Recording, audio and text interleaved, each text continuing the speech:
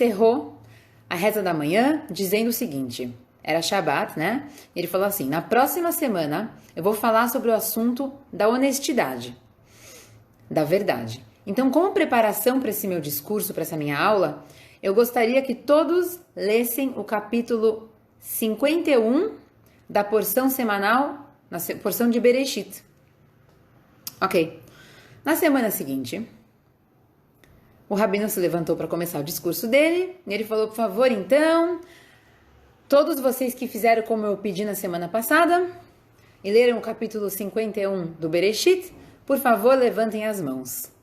E quase todas as mãos da sinagoga estavam levantadas, todo mundo sério, olhando para o rabino.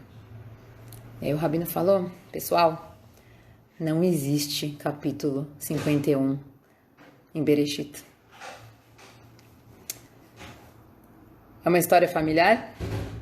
Com que frequência a gente se encontra em situações muito parecidas com essa?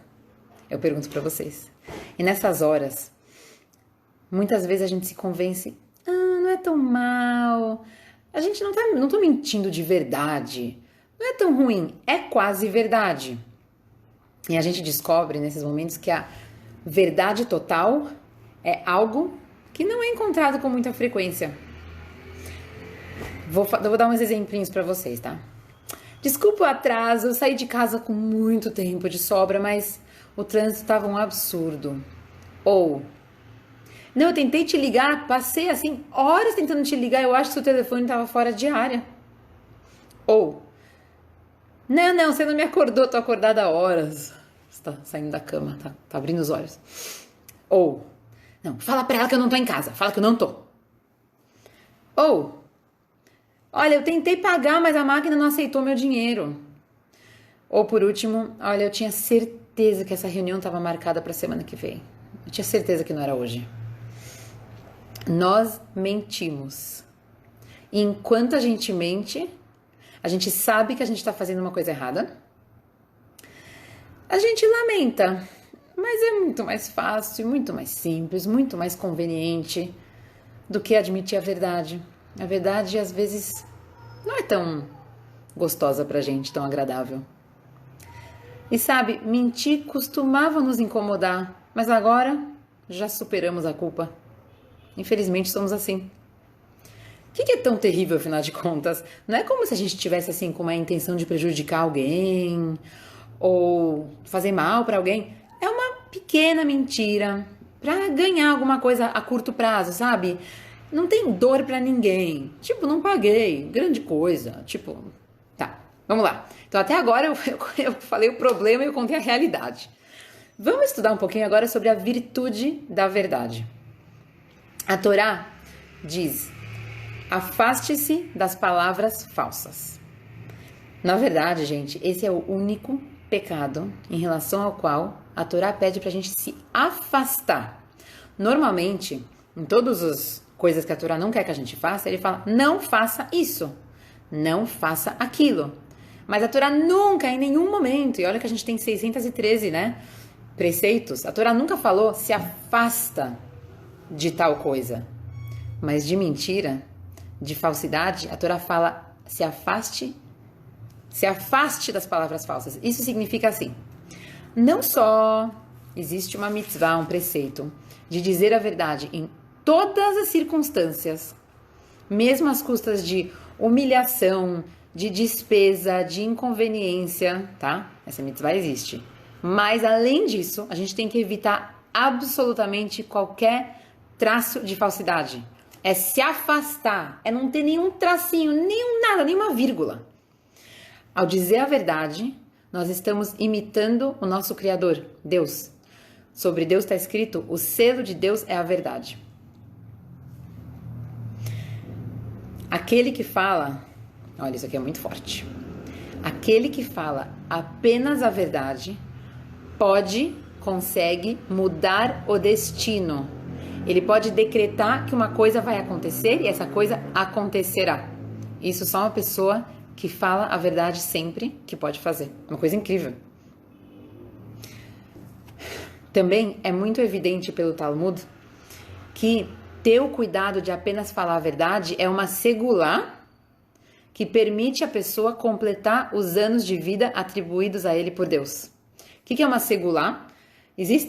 Segulá é uma palavra em hebraico que muita gente não sabe traduzir. Então, eu li 2 traduções ao longo da minha vida, que não são perfeitas, mas uma tradução é receita espiritual. Segulá é assim, existe alguma segulá para engravidar? Existe alguma segulá para ficar rico? Existe uma receita espiritual. Outra tradução seria uma atividade espiritualmente propícia.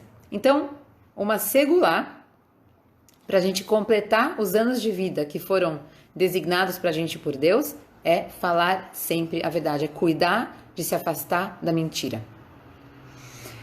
O Talmud diz pra gente que existem 4 grupos de pessoas que não merecem saudar Deus, saudar a presença divina. Um desses grupos é o mentiroso. O Talmud também fala que existem 3 tipos de pessoas que Deus despreza. Isso é pesado.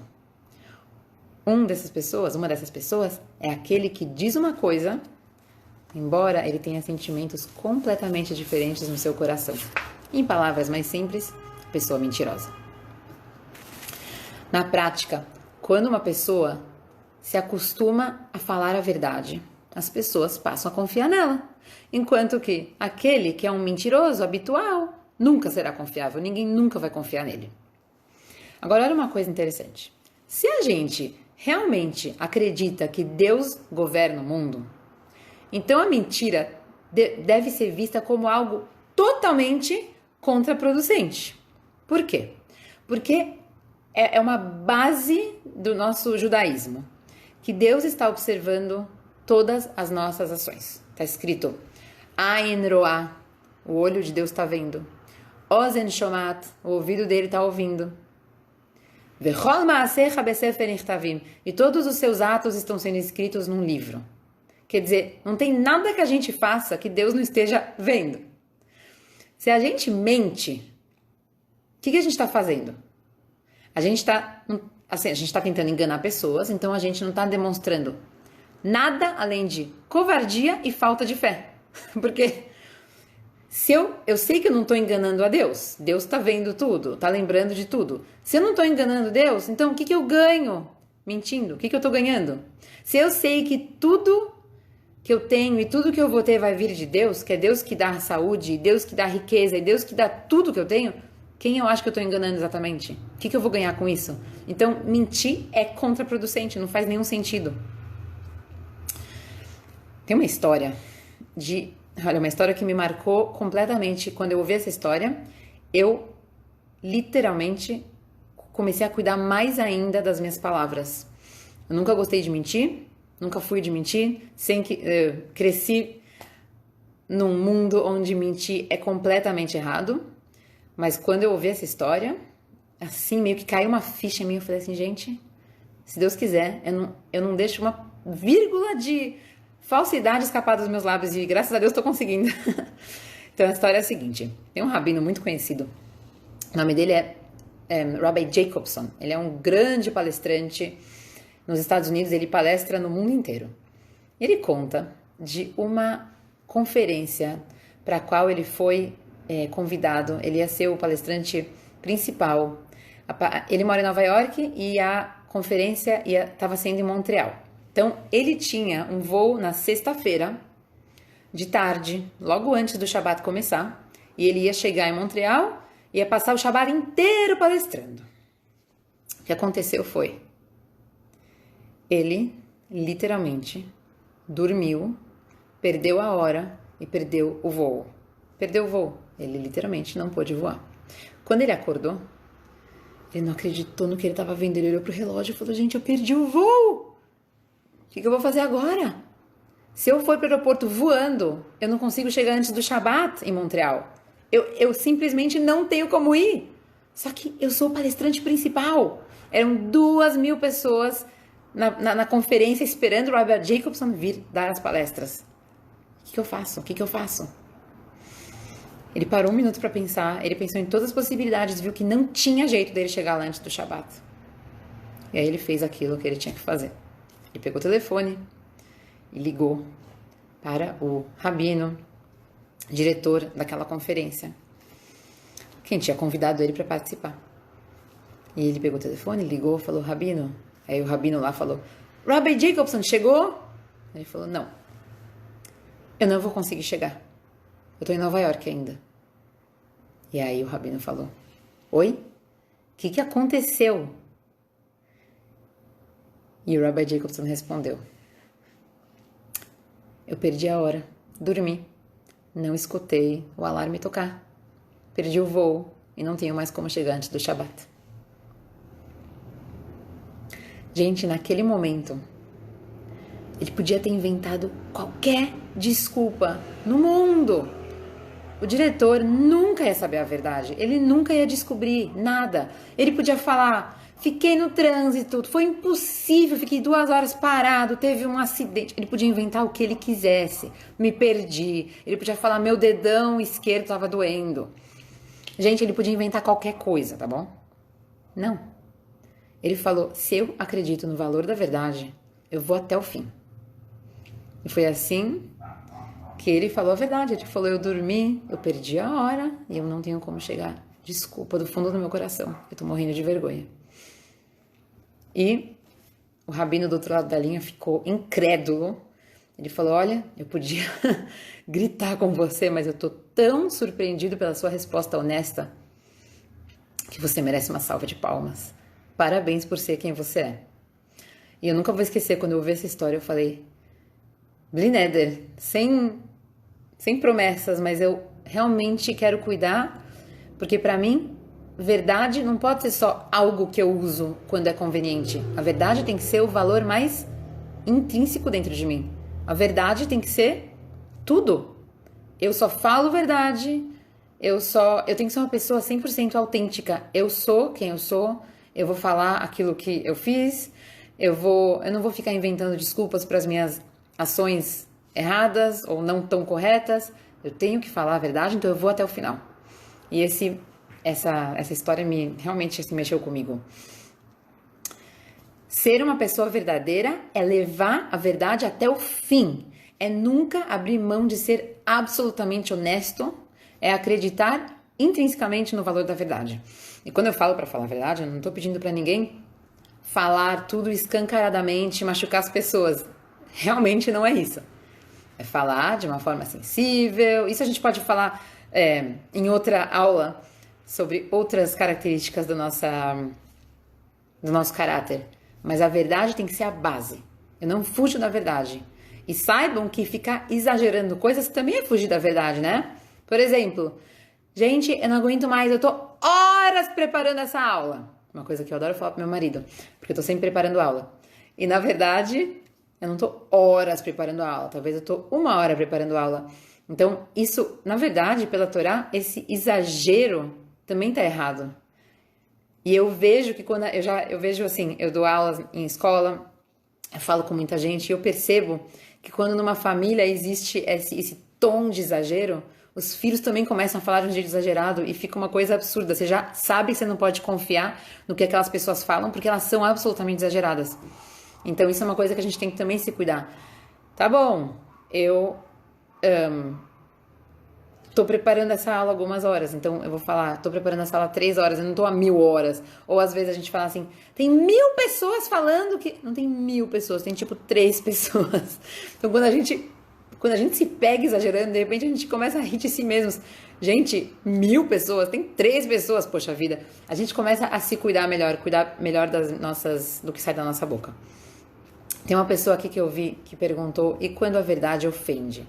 Então, existem situações onde é melhor a gente não falar uma coisa, se aquilo vai fazer mal e vai causar briga, vai causar rixa. O que falar, o que não falar, a gente pode falar, a gente vai acabar falando em outras aulas. Hoje não é o momento certo. Hoje eu quero deixar muito claro que a verdade tem que ser a base das nossas vidas. Mentir tem que ser proibido, tá bom? Mas eu vou dar um exemplo só para deixar meio que ilustrado como que a gente pode às vezes deixar de falar a verdade. Não é mentir, tá bom? Existe uma pessoa na nossa história, muitos de vocês devem conhecer, que é o Aaron Cohen. o irmão do Moshe Rabbeinu, do nosso líder Moisés. O Aaron, ele foi muito... o povo ficou muito triste, todo mundo ficou de luto quando ele morreu. E por quê? Porque ele era aquela pessoa que trazia paz entre as pessoas. Ele criava paz entre as pessoas. Então tá escrito que ele fazia assim. Se ele sabia de duas pessoas que estavam brigando, ele ia até uma e falava assim, por exemplo, vamos chamar um de Reuven e o outro de Shimon. Ele ia pro Reuven e falava, Reuven, eu soube pelo Shimon que ele quer muito falar com você, mas ele tá sentindo, sabe, que não, ele não sabe se você tá aberto para isso. Daí ele ia pro Shimon e falava, Shimon, eu soube que o Reuven quer muito falar com você, mas ele também não tá se sentindo muito bem. Que tal vocês se falarem? Então, e aí um ia pro outro e falava, meu amigo, desculpa por tudo, que besteira, a gente fica brigando à toa. E aí eles se entendiam. Então, na verdade, a gente não pode chamar isso de mentira, a gente também não pode falar isso de verdade. Ele se inventava para esses dois lados o assunto de um estar interessado em falar com o outro, quando na verdade não existia essa vontade, mas ele fazia isso em nome da paz. Então, a gente tem que realmente pensar antes de ofender pessoas no nome da verdade. Quando a gente fala sobre um lar judaico, a gente chama, na verdade, de Beit Neeman. Muita gente sabe que a gente fala para um casal que está casando que vocês construam um Beit Neeman, uma casa fiel. Uma casa de confiabilidade e verdade. Na verdade, a casa judaica tem que ser exatamente isso. Um Beit Neeman, uma casa da verdade, uma casa da confiabilidade. E esse é o nosso fundamento. Tem que ter honestidade e integridade no relacionamento, não só entre marido e mulher, mas também entre todos os membros da família. Antes de qualquer coisa, a casa tem que ser um lugar de confiança, lealdade, honestidade. É um ambiente estável, onde nossos filhos possam crescer e florescer e onde o marido e mulher possam ter certeza absoluta que eles podem confiar um no outro de olhos fechados. A gente tem que também deixar isso claro para os nossos filhos. Na nossa casa, nós falamos verdade. A verdade é o alicerce da pessoa e por isso as crianças têm que aprender desde sempre a falar somente a verdade. Inclusive, outro dia aconteceu aqui na minha casa que eu falei uma coisa, minha filha olhou pra minha cara e falou assim, é verdade isso, Má? É verdade? E aí eu olhei pra ela e falei, Mussi, alguma vez eu menti pra você? Ela falou, não, você nunca mentiu pra mim. Eu falei, graças a Deus. Que bom que ela sabe, que bom que ela confia, porque é isso exatamente que eu tento passar, nós tentamos passar. Isso aqui que eu vou falar agora é uma coisa muito forte. Uma pessoa verdadeira é uma pessoa completa, enquanto que um mentiroso é deficiente. Ele tem um buraco escancarado na alma dele.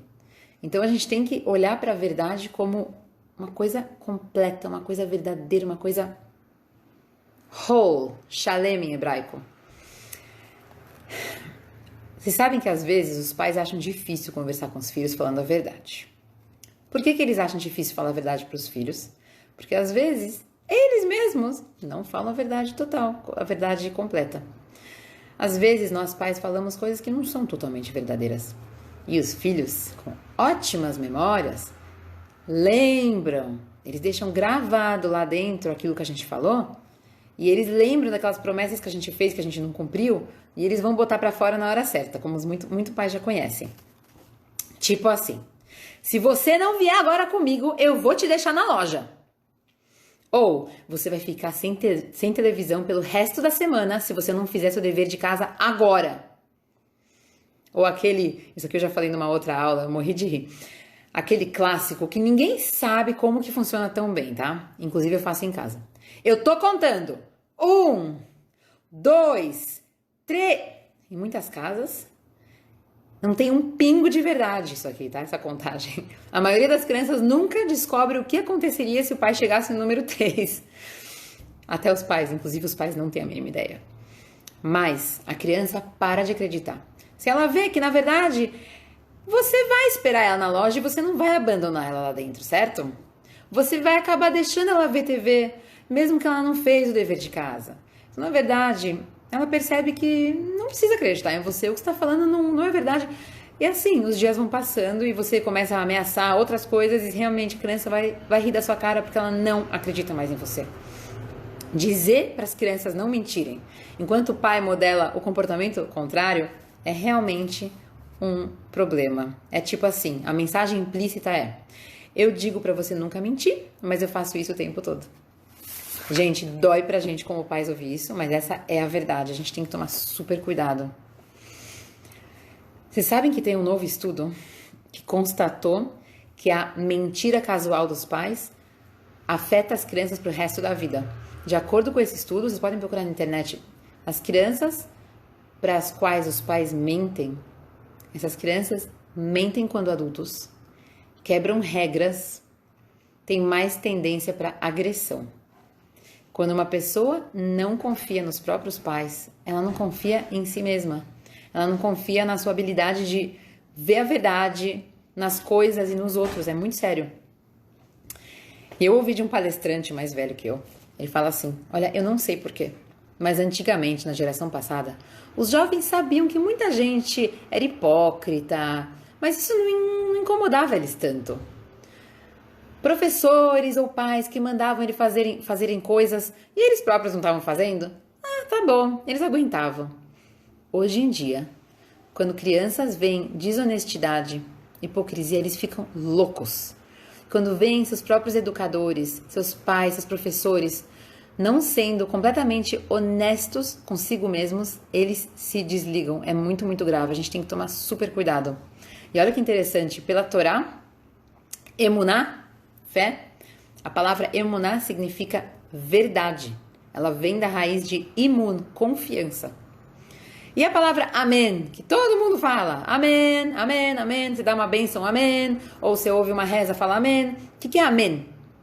A palavra amém está relacionada à palavra amaná, a raiz amaná, que significa veracidade, credibilidade, crença.